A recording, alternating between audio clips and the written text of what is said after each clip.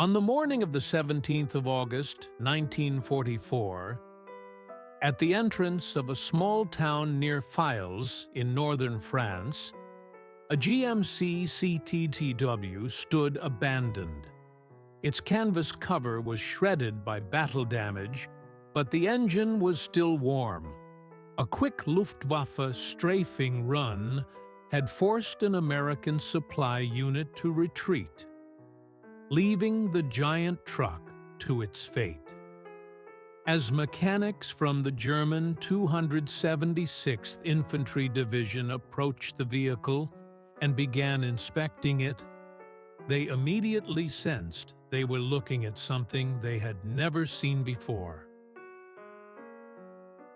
Compared to the Opel Blitz, Germany's standard military truck, the American Deuce-and-a-Half looked enormous. Yet, despite its 3-ton size, it had a surprisingly simple mechanical design. Its 6-cylinder engine was almost completely exposed, with all components labeled in English. When they opened the toolbox on the side, they found ordinary hand tools and a high-quality, fully illustrated maintenance manual. As one mechanic put it, a child could follow these instructions. They had captured American trucks before, but none had been examined in such detail. From the stamps on the vehicle, they learned this was a 1943 CCKW 353. Produced at the Pontiac plant, it was just one of tens of thousands built that year. This meant that a single American factory could produce more trucks in a single year than all of Germany's wartime output combined. The engine told the same story. Its 104 horsepower was not impressive by German standards, but its purpose was clear: easy maintenance. All bolts used the same sizes, reaching the spark plugs was simple, and the oil filter could be replaced without tools. American designers were building vehicles for millions of soldiers, men who were not expected to be mechanics and who were sent to the front after only a few hours of training. The 6-wheel drive system also shocked the Germans. Engaged with a single lever, it gave the truck off-road capability that German 4x2 vehicles simply could not match.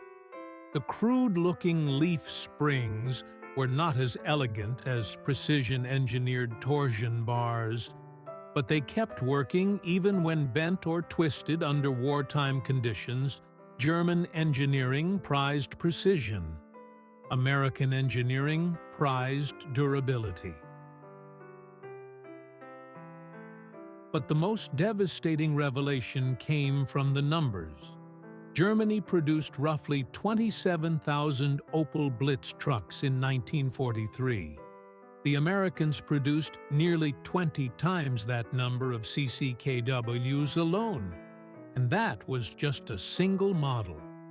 GMC, Chevrolet, Studebaker, Dodge, Ford, International Harvester, each built trucks with standardized interchangeable parts. German logistics, by contrast, struggled with hundreds of vehicle types sharing few components. Over the following week, German soldiers using the captured GMC immediately felt the difference.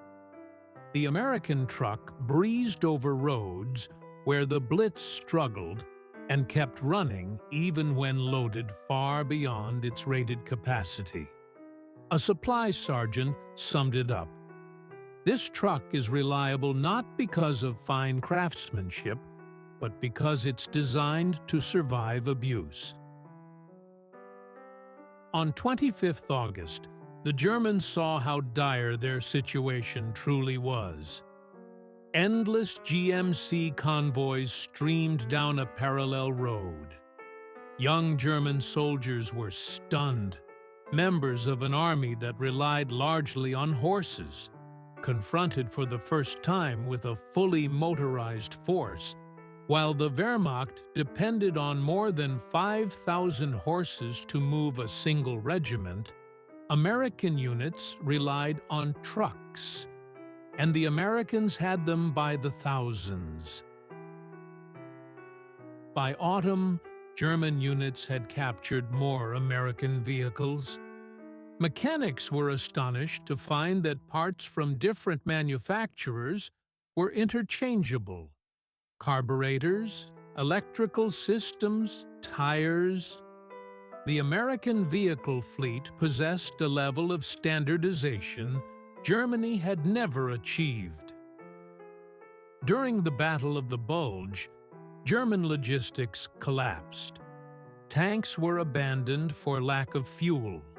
Units reverted to horse-drawn wagons.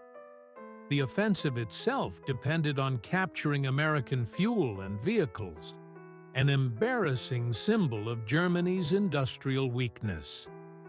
Meanwhile, American supply lines ran smoothly, with thousands of standardized trucks delivering endless materiel to the front. In early 1945, as the 276th Division retreated toward the Rhine, the German mechanics watched American logistics with a mix of admiration and despair. "They built their army on logistics," one said, "and you can't stop that. We planned for quick, decisive victories, not for years of industrial war." The division surrendered on the 18th of April, 1945. German prisoners were transported in the same GMC trucks they had spent months studying.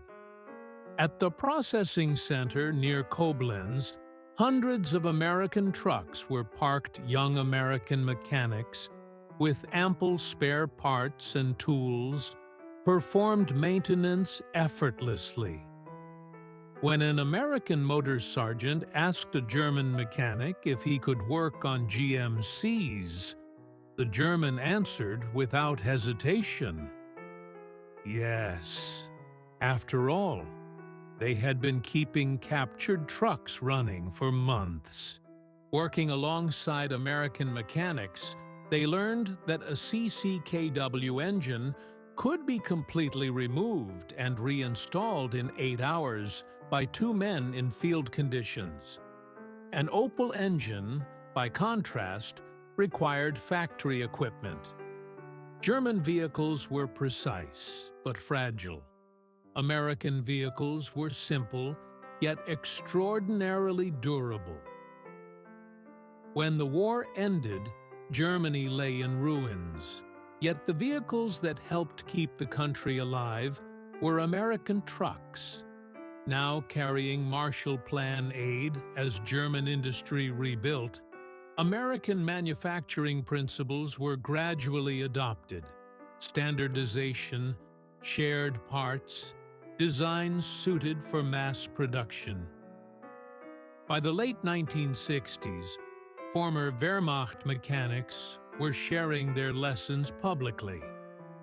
One mechanic's remark in an automotive magazine became famous: "We believed perfect engineering would defeat mass production, but the Americans built vehicles that were good enough, and in numbers we couldn't even imagine."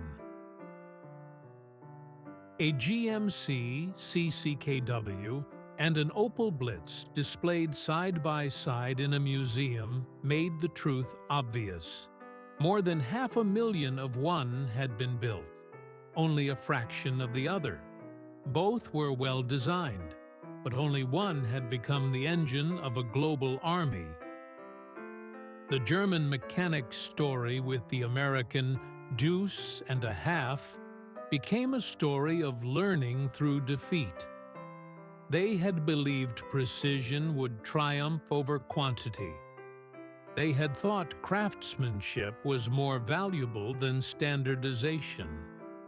American trucks, simple, durable, and everywhere, taught them the opposite. It was a bitter lesson, but one that guided the rebirth of German industry and shaped its manufacturing culture for generations. What began with the inspection of a single captured truck ended with the revelation of an entire industrial philosophy, one that helped determine the outcome of the war. If this story moved you, hit the like button and subscribe to Traces of Valor. Your support keeps these forgotten heroes alive. And tell us, what did this story make you feel?